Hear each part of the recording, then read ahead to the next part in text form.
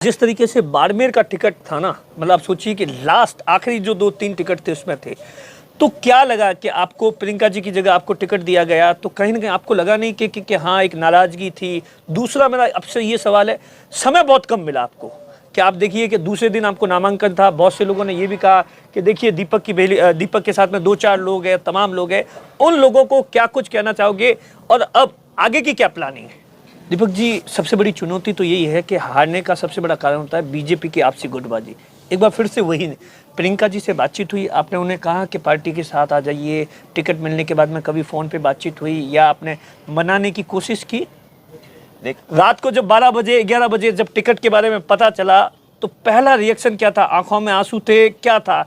परिवार के लोग, तमाम लोग, क्या रिएक्शन था? मन के अंदर पहला ख्याल क्या आया? का डेवलपमेंट किया है, ऐसा उनका दावा है कि उन्होंने कोई कसर नहीं छोड़ी। इसीलिए तो आप देखिए ना, चाहे नगर परिषद का चुनाव हो तो कांग्रेस आती है, चाहे मोदी की लहर हो तो मेवाराम जैन आता है, चाहे जिला परिषद का चुनाव हो तो मेवाराम जैन आता है। बड़ा आप देखिए, बड़ा टास्क है आपके सामने।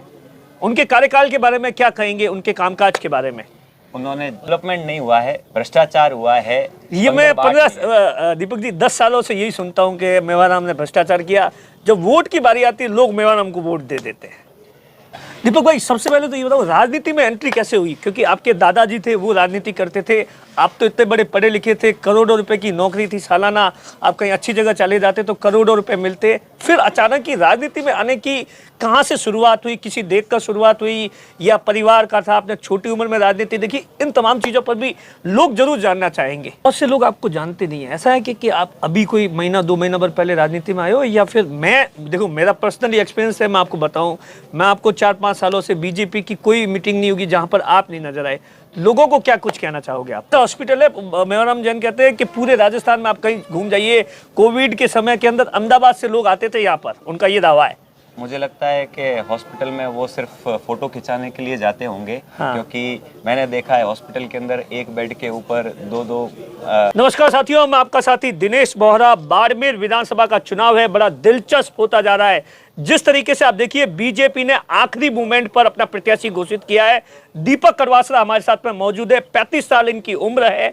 आप यकीन मानिए, बहुत से कम लोगों को यह पता होगा कि करोड़ों रुपए की नौकरी छोड़कर दीपक कड़वासरा है इसी इलाके के अंदर पिछले 4-5 सालों से लगातार घूम रहे थे। हो सकता है कि लाइमलाइट में नहीं हो, तमाम मुद्दों पर बातचीत करेंगे। दीपक कड़वासरा, बड़ी चुनौती है दीपक कड़वासरा के लिए। सबसे बड़ी चुनौती है प्रियंका चौधरी निर्दलीय चुनाव लड़ रही है। दूसरी बड़ी चुनौती है कि यहां से आप देखिए, 15 सालों से बीजेपी है हार रही है। हार का सबसे बड़ा कारण है आपसी गुटबाजी, और इस बार का जो चुनाव है वो फिर 2013 की स्थिति में आ गया है। क्या कुछ दीपक की कहानी है, किस तरीके से टिकट मिला, क्या विजन है, इन तमाम मुद्दों पर हम बातचीत करेंगे। दीपक भाई, सबसे पहले तो आपको बहुत बहुत बधाई। बहुत बहुत धन्यवाद भाई साहब दिनेश जी। आप रात को जब 12 बजे 11 बजे जब टिकट के बारे में पता चला, तो पहला रिएक्शन क्या था? आंखों में आंसू थे? क्या था? परिवार के लोग, तमाम लोग, क्या रिएक्शन था? मन के अंदर पहला ख्याल क्या आया? जब मेरा नाम टीवी के अंदर उसमें आया, तो सबसे पहले मेरी माता जी, उन्होंने वो नाम देखा, वो मेरे पास आई और उन्होंने मुझे बधाई दी कि बेटा तेरा नाम आ गया है। तो मेरी जो पिछली पूरी जो यात्रा है, वो मेरे दिमाग के अंदर पिछला जो पूरा समय है, वो एक क्षण के अंदर, एक सेकंड के अंदर, वो पूरा जो एक कहानी है वो मेरे दिमाग के अंदर से पूरी निकल गई। और अब मैं कह नहीं सकता कि वो विचार क्या थे, वो खुशी के थे या मतलब मैं बयां नहीं कर सकता। मिक्स्ड इमोशंस थे मेरे उस टाइम पे। सब कुछ था उसके अंदर, आनंद था, एक जिम्मेदारी थी, गंभीरता थी, आने वाले भविष्य के बारे में विचार थे, सब था। तो मैं ईश्वर का, साधु संतों का और सभी शुभ चिंतकों का शुक्रगुजार हूँ कि उनका ये विश्वास, उनका ये आशीर्वाद मेरे काम आया। दीपक भाई, सबसे पहले तो ये बताओ, राजनीति में एंट्री कैसे हुई? क्योंकि आपके दादाजी थे, वो राजनीति करते थे, आप तो इतने बड़े पढ़े लिखे थे, करोड़ों रुपए की नौकरी थी सालाना, आप कहीं अच्छी जगह चले जाते तो करोड़ों रुपए मिलते, फिर अचानक ही राजनीति में आने की कहाँ से शुरुआत हुई? किसी देख कर शुरुआत हुई या परिवार का था? आपने छोटी उम्र में राजनीति देखी? इन तमाम चीज़ों पर भी लोग जरूर जानना चाहेंगे। भाई साहब, अचानक कुछ नहीं होता है। जो कुछ भी आपके भाव होते हैं, वो कहीं ना कहीं उसकी शुरुआत बहुत पहले से हो जाती है। तो जैसा मैं मेरी बात करूं, अल्प आयु से ही घर में एक राजनीतिक वातावरण था, और राजनीतिक कहें या एक सेवा का वातावरण था। दादाजी को, मेरे दादाजी परम श्रद्धेय अर्थशास्त्री स्वर्गीय श्री तगाराम जी चौधरी, जिन्होंने 18 वर्ष की आयु में, उस समय जैसी मेरी जानकारी है, उस समय उन्होंने अपना राजनीति के अंदर कदम रखा और उसके बाद में उन्होंने 50 से अधिक चुनाव अपने राजनीतिक जीवन में लड़े। 50 से अधिक? अच्छा, बड़ी बात है। तो छोटी आयु में ही उनको देखकर, उनका सेवा भाव देखकर मेरे मन में कहीं न कहीं जो आज जिस स्थिति में हूँ उसका जो बीजारोपण है वो मुझे लगता है कि उस अल्प आयु में ही हो गया था। उसकी शुरुआत वहाँ हो गई थी और उसके बाद में निरंतर मेरा पढ़ाई में और खेल में मैं निरंतर रूप से अपना अल्पायु से ही काम करता रहा और मैं बाल्यावस्था में राष्ट्रीय स्वयंसेवक संघ से जुड़ा, संघ का स्वयंसेवक बना। तो राष्ट्रवादी विचारधारा का भाव भी मुझ में अल्पायु से ही एक विकसित होना शुरू हो गया था। फिर पढ़ाई और खेल के क्षेत्र में गया। 10वीं मैंने यहाँ बाड़मेर से करने के बाद में IIT की तैयारी के लिए मैं कोटा गया। मेरा पहला प्रयास था, अच्छी तैयारी थी, लेकिन किन्हीं कारणों से मैं नहीं सफल हो पाया। लेकिन उससे मुझे एक बार निराशा होती है, लेकिन उस निराशा को मैंने हावी नहीं होने दिया और मैंने दूसरी बार जो है IIT JEE 2006 में अखिल भारतीय स्तर पर 73वीं रैंक प्राप्त। अच्छा। और फिर 2 साल मैंने नौकरी भी की, मल्टीनेशनल कंपनी थी। नौकरी की तो नौकरी में तो अच्छा खासा पैकेज होगा, आप इतने IITian थे तो अच्छा खासा पैकेज होगा। फिर छोड़ कर आ रहे थे, घर वालों ने कहा नहीं कि भाई ठीक है नौकरी अच्छी है, ये राजनीति में कुछ नहीं रखा हुआ है? वो मेरी नौकरी तकनीकी क्षेत्र में थी। IIT करने के बाद में मैंने कंप्यूटर साइंस में BTech किया, तो मैं एक विश्व प्रतिष्ठित कंपनी है उसमें मैं नौकरी कर रहा था। उसके बाद मैंने उसके ऊपर जो मेरा टेक्निकल था उसके ऊपर मैनेजमेंट की मैंने पढ़ाई की। हाँ। MBA मैंने किया IIM बैंगलोर से। मैंने IIM बैंगलोर से MBA किया और उसके अंदर बहुत अच्छा मुझे अनुभव मिला सारे क्षेत्रों का मैनेजमेंट में। उसके बाद में मुझे एक बहुत बड़ी कंपनी से ऑफ़र थे कंसल्टिंग के क्षेत्र में। उनकी तरफ से जो मैंने 2 महीने इंटर्नशिप में कार्य किया था उसके आधार पर उन्होंने मुझे पहले ही ऑफ़र दे दिया था। हमारे यहाँ 2 सिस्टम होते हैं, समर इंटर्नशिप होती है, उसमें जो आप काम करते हैं यदि वो आमतौर पर कितना पैकेज होता है साल का? अब मैं उस समय के आधार पर अभी मैं बात करूं तो मेरे साथी है वो अभी करोड़ों रुपए का अच्छा पैकेज है। तो घर वालों ने कहा नहीं कि बोले वहीं ठीक है? घर वालों ने हमेशा से ही मुझे ये कहा है कि बेटा जो अच्छा आपको दिल में लगे वो आप करो। और शायद यही विचार जो मैंने 2 बातें कही, परिवार की जो एक राजनीतिक वातावरण और स्वयंसेवक का जो एक राष्ट्रवादी भाव, इन सारी बातों का और भी बातें होंगी। महापुरुषों से प्रेरणा, स्वामी विवेकानंद जी मेरे प्रेरणा स्रोत रहे और जो हमारे महापुरुष हैं उन सभी से प्रेरणा लेकर वो जो भाव था, मैं नौकरी में जा सकता था लेकिन मेरा ये भाव रहा कि नहीं, मुझे वापस आके अपने जो यहाँ के लोग हैं उनकी मुझे सेवा करनी है, पूरी ईमानदारी से करनी है और पूरी निष्ठा से करनी है। बहुत से लोग आपको जानते नहीं है, ऐसा है कि आप अभी कोई महीना 2 महीना भर पहले राजनीति में आए हो, या फिर मैं देखो मेरा पर्सनली एक्सपीरियंस है, मैं आपको बताऊं, मैं आपको 4-5 सालों से बीजेपी की कोई मीटिंग नहीं होगी जहां पर आप नहीं नजर आए। लोगों को क्या कुछ कहना चाहोगे आप? देखिए, सक्रियता की मैं बात करूं तो आप समझ लीजिए कि मैं पिछले 8-9 साल से सक्रिय हूं, 8-9 साल से। लेकिन मैं एक साधारण कार्यकर्ता के रूप में मैं आम जन के बीच में जा रहा था। अब आप कह रहे हैं कि 4-5 साल से, आपको 4-5 साल पहले पता चला होगा, किन्हीं को 7-8 साल पहले जानकारी हुई होगी, कोई 1-2 साल पहले आए होंगे। तो एक छोटे ही यूँ उदाहरण जो अक्सर आजकल आते हैं कि मैं कहीं भीड़ में बैठा होता हूँ तो कोई आते कहते हैं कि साहब 2 साल पहले मिले कि साहब आपका नाम क्या है, ये वो। तो कोई पास वाला कह देता है कि आप इनको नहीं जानते क्या? अरे ये तो हमारे बीच में लंबे समय से आ रहे हैं। लेकिन भाव यही है कि एक साधारण तरीके से मैं उन सब के बीच में गया। इसलिए हो सकता है कि कहीं किसी को पहले पता चला, कहीं किसी को बाद में पता चला, लेकिन मेरी मेहनत निरंतर रूप से जारी रही। दीपक भाई, जिस तरीके से बाड़मेर का टिकट था ना, मतलब आप सोचिए कि लास्ट आखिरी जो 2-3 टिकट थे उसमें थे, तो क्या लगा कि आपको प्रियंका जी की जगह आपको टिकट दिया गया? तो कहीं ना कहीं आपको लगा नहीं कि हाँ एक नाराजगी थी? दूसरा मेरा आपसे ये सवाल है, समय बहुत कम मिला आपको, कि आप देखिए कि दूसरे दिन आपको नामांकन था। बहुत से लोगों ने ये भी कहा कि देखिए दीपक के साथ में 2-4 लोग हैं, तमाम लोग हैं, उन लोगों को क्या कुछ कहना चाहोगे और अब आगे की क्या प्लानिंग है? देखिए, निश्चित रूप से जो घोषणा है वो अंतिम समय तक चलती रही और मैं तो कहूँगा कि अंतिम में भी अगर कोई अंतिम होता है उसमें भी कोई अंतिम होता है। लास्ट लास्ट में भी लास्ट होता है, तो ये जो है एकदम अंतिम समय में घोषणा हुई। निश्चित रूप से समय बहुत कम है, चुनौतियां काफ़ी है, लेकिन चुनौतियों का आनंद तभी होता है जब वो बड़ी मुश्किल होती है, उसको जब पार पाते हैं, उस पर विजय पाते हैं, तो उसका वो आनंद है वो बहुत ही ज़्यादा बढ़ जाता है। तो वर्तमान समय के अंदर भारतीय जनता पार्टी एक ऐसी पार्टी है जिसकी विचारधारा के अंदर बहुत सारी ऐसी विशेषताएं हैं। भारतीय जनता पार्टी को कहा जाता है the party with a difference. तो भारतीय जनता पार्टी यहाँ पर एक कुछ विचार लेकर आई है, और वो विचार है वो हमारे कार्यकर्ताओं में भी दिखाई देता है। यह लोकतंत्र है, इसके अंदर सभी अपनी मेहनत करते हैं। मेरी भी मेहनत रही, मेरी बड़ी बहन आदरणीय डॉक्टर प्रियंका जी चौधरी की भी मेहनत रही, और भी हमारे साथ में जो दावेदार थे उन्होंने भी अपनी मेहनत वो करते रहे। लेकिन हम सबका एक ही लक्ष्य था कि हमें भारतीय जनता पार्टी को बाड़मेर में 15 सालों का जो एक सूखा जो हम कह सकते हैं, मेवाराम जी ने जमकर डेवलपमेंट किया है, ऐसा उनका दावा है कि उन्होंने कोई कसर नहीं छोड़ी। इसीलिए तो आप देखिए ना, चाहे नगर परिषद का चुनाव हो तो कांग्रेस आती है, चाहे मोदी की लहर हो तो मेवाराम जैन आता है, चाहे जिला परिषद का चुनाव हो तो मेवाराम जैन आता है। बड़ा आप देखिए, बड़ा टास्क है आपके सामने। उनके कार्यकाल के बारे में क्या कहेंगे, उनके कामकाज के बारे में? उन्होंने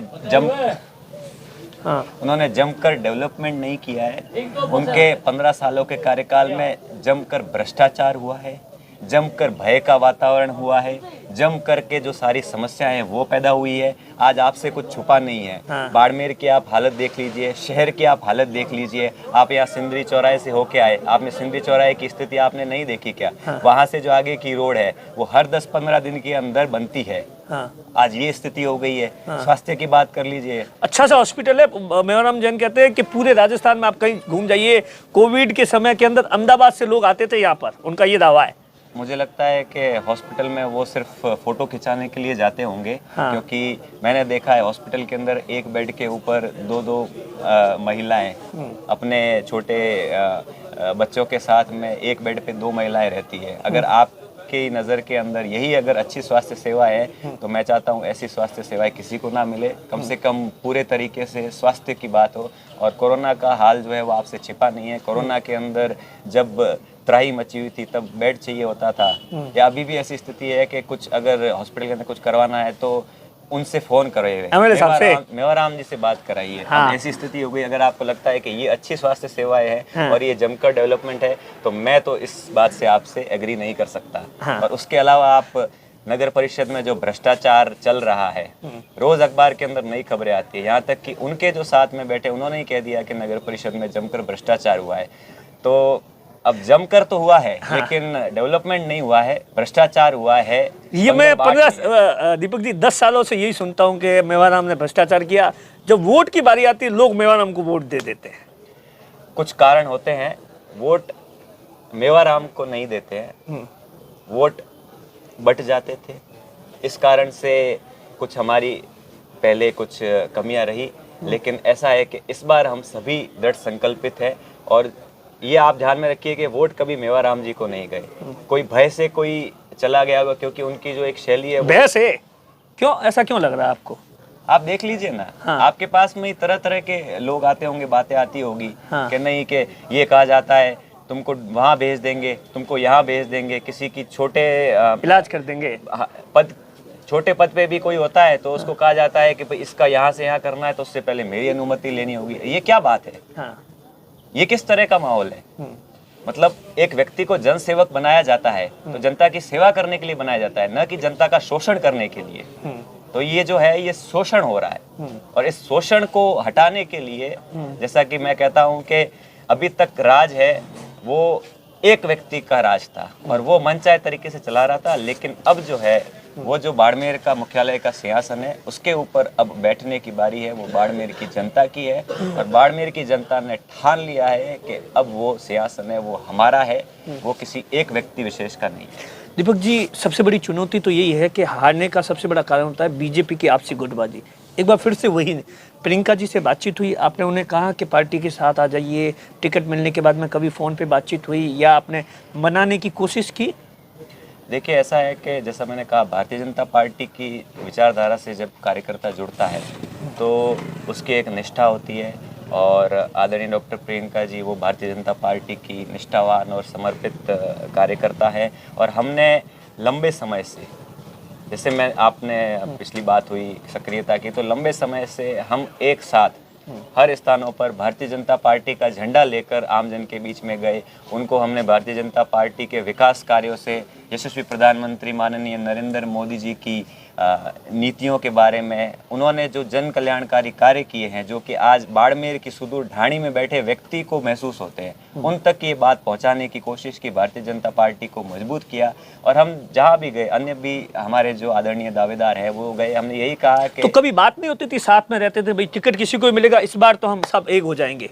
बिल्कुल ये बात होती थी कि भाई हम सभी मेहनत कर रहे हैं, और आपने पिछले कुछ समय में देखा भी होगा कि दावेदारी अपन सब कर रहे हैं, लेकिन जब किसी एक को मौका मिलेगा तो हमारा लक्ष्य एक ही होना चाहिए कि बाड़मेर जिला मुख्यालय पर कमल कैसे खिले और पूरी मजबूती के साथ कैसे खिले, यह हम सबका लक्ष्य था।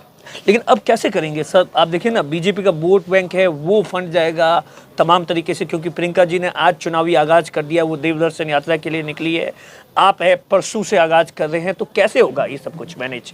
देखिए, हर तरह के माध्यम से प्रयास चल रहे हैं, और मेरा ये पूरा विश्वास है कि हम सभी भारतीय जनता पार्टी के साथ में जुड़कर, हमारा लक्ष्य है कि जनता जो इतने 15 वर्षों के कुशासन से दुखी है, जनता को उस दुख से कैसे निकाला जाए, हमारा लक्ष्य ये है।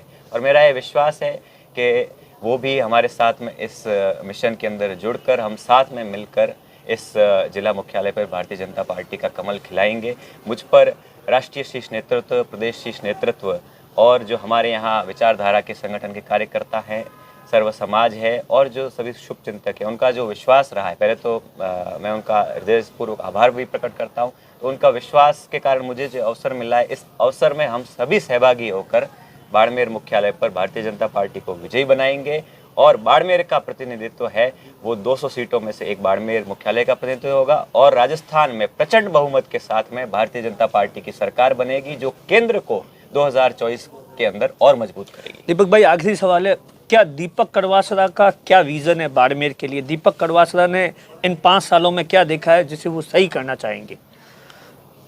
जैसे कि मेरा एजुकेशनल बैकग्राउंड रहा है, तकनीकी भी रहा है और मैनेजमेंट का भी रहा है, तो मेरा एक लक्ष्य है कि उन दोनों जो मेरे शैक्षणिक योग्यता है उनका मिश्रण करके मैं यहाँ जो आमजन है उसके दुख दर्द को, उनकी समस्याओं को कैसे दूर करूँ। किस विकास के 2 पहलू होते हैं, पहला होता है मूलभूत समस्याओं का निवारण, मूलभूत सुविधाएं लोगों को मिले, और दूसरा होता है एक आगामी नए ज़माने का डेवलपमेंट। तो हम इन दोनों का मिश्रण करके चलेंगे। मूलभूत सुविधाओं में पहले तो हमें वो कैसे लोगों तक पहुँचे और अच्छे तरीके से पहुँचे, इसके लिए केंद्र की काफ़ी जन कल्याणकारी योजनाएं आपने सुनी भी होगी। जल जीवन मिशन हो गया, आज बिजली की बात करें, या घर घर बिजली, शौचालय, ये सब जो है ये मूलभूत सुविधाएं कैसे मजबूत हो, इस दिशा में अंत्योदय के भावना को लेकर माननीय मोदी जी का ये मिशन था। और उसके साथ ही बाड़मेर जो है, आपने देखा होगा कि बाड़मेर के अंदर प्रभु ने बाड़मेर को प्राकृतिक संपदा जो दी है, तो उस प्राकृतिक संपदा जो इतना आशीर्वाद दिया है, लोकल लोगों को रोजगार कैसे मिले, इन तमाम चीज़ों को लेकर। जी, मैं उस पर आ रहा हूँ। तो जो ये प्राकृतिक संपदा मिली है, लेकिन अभी जो हमें एक दिशा है, हमें उस दिशा को एक सही मोड़ देने की ज़रूरत है। आपने कहा कि रोज़गार की बात है, बिल्कुल यहाँ पर जो है लोगों के रोज़गार की समस्या है। मेरे पास भी इन सालों में कई फ़ोन आते थे, हम अपने तरीके से प्रयास करते थे, लेकिन जब एक मुख्य आपके पास में मजबूती होती है तब आप और अच्छे तरीके से, और यहाँ पे जो भी बाहर की कंपनियाँ कार्य कर रही है उनके साथ में एक अच्छा तालमेल, सिनर्जी कहते हैं, सिनर्जी तालमेल के साथ में हम कैसे कार्य कर सकते हैं, क्योंकि कहीं ना कहीं एक मिसअंडरस्टैंडिंग की बात रहती है, उस कारण से वो चीज़ नहीं हो पाती है।